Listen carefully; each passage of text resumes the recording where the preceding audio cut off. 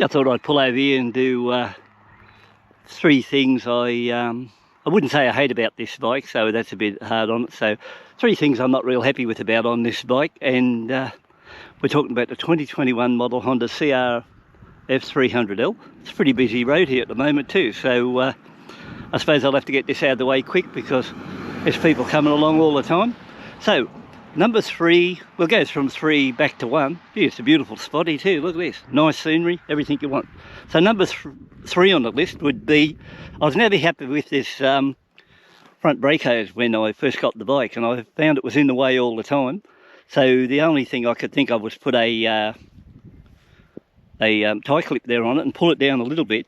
Now I've seen other videos on the tube where they've tied them down really tight. Probably that's not a good idea with your suspension travel, but I would think that if you just bring it back enough so you can view, you know, the main information on the screen, which comes in handy to look at, this just pulls it out a little bit. So like I said, I only brought it down a little bit. It's not right on the bar, it's only one, just holds it in place. So far I've run it about 300 kilometres like this, no trouble whatsoever. And best thing, when I'm sitting on the seat there and looking back, I can look here, see this instrumentation really well, and I think that was a good move on my part, and I can't think of anything else unless later on you can get onto a braided front brake line and then get that one there in position and sort of hold it down or something like that. It's just a pity from the beginning Honda never charged a little bit extra for the bike and put on a decent one to start with, because I would have been prepared to pay it with no trouble whatsoever. Pay a bit extra, $100, $200 more, to have something nice and neat looking there, and you could just see your instrumentation really fine. So that's number three. Now we'll swing to number two. Now number two is no real major issue from my side, but it keeps being brought up quite regularly, and this is the dreaded 5k or 5,000 rev rattle, what you hear the motor emitting quite a bit as you're going along. Well, I must admit, you know, you do hear it, and then once you sort of pick it up the first time, you take notice of it quite a lot after that, and it's sort of, you think, oh well, there's that rattle in the motor. But I don't think it's anything drama, and I think it's probably only to do with the cam chain or something like that. It's a bit on the loose side, and only time will tell with these 300Ls how this pans out. But you know, I've been on other bikes which have got really bad lifter rattles in them, and you know, most people usually put on a sports exhaust, and once that drowns it out, you hear nothing.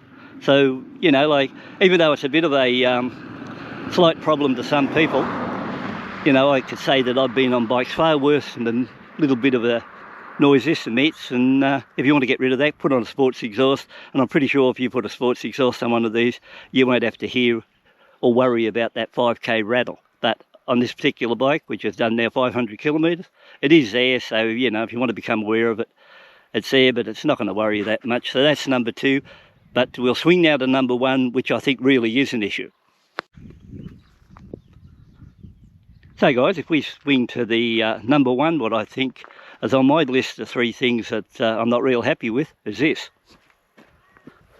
the throttle. Now you might say, well, what's so bad about the throttle? Well, the throttle has really got bad hesitation and surging in first gear when you really want to get into some really gnarly stuff, single track or something like that, and you're down in first gear, and you're running along and the bike's surging away, shaking back and forth. You can't get into second because it doesn't like going into second at that speed, so you're back on the first.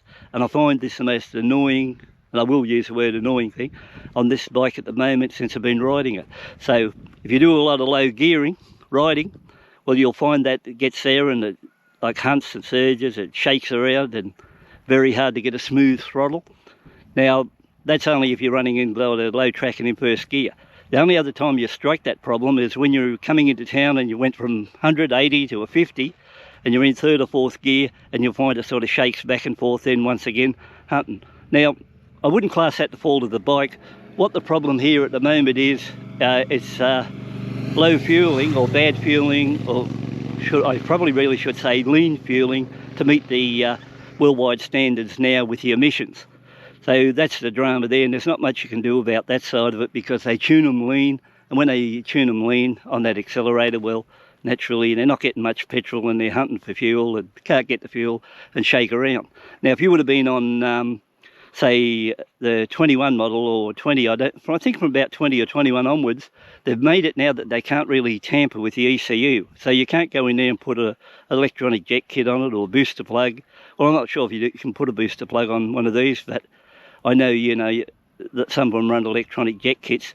Now, when I had that on previous bikes that ran lean, they really worked well. But now, though, I think they got the tamper-proof computer, and then nobody's going to touch those computers because, one, I think the bike can actually close down and not want to operate correctly at all if you get there touching or trying to run anything on it aftermarket to work it. I think they've sort of worked it out now that your days of touching anything like it used to be, where you'd put a sports exhaust, electronic jet kit on it, everything could smooth itself out at run. I think those days are gone. They're really hard on the emissions now, and they're trying to stop all ways from outsiders getting in there and frigging around with what goes on with what they want as good emissions to make sure that the bikes run, you comply with all places, you know, like whatever part of the world they're sold in. So that's the worst thing about that jerky throttle, because it is a bit of a pain, but not much you can do about that. But apart from that, there are only sort of minor things, and I've been on this bike now and put out, like I said, 500 Ks, and I'm going to put up another clip after, and it'll be the 5 things I like about the bike. So, you know, to come here and just say, oh, well, to make it your account, you know, like the brake, the hose, you know, a bit of a noise in there in the motor and the jerky throttle. Well, I tell you what, that's not much for a bike like this, because they're only just minor, and when you get onto the good parts of the bike, this is a really good set of wheels. So, you know, it might go downhill on a couple of things there, but stay tuned and have a look at the 5 best features I like on this bike, and I'll tell you then how really good this bike is compared to some crap I've ridden. So once again, thanks for tuning in. Take a look. If you'd like to subscribe, please do. And once again, what a beautiful place here. I'll just pan around and you can have a bit of a look. And this is just right here on the side of the road, like there. We're heading up that way.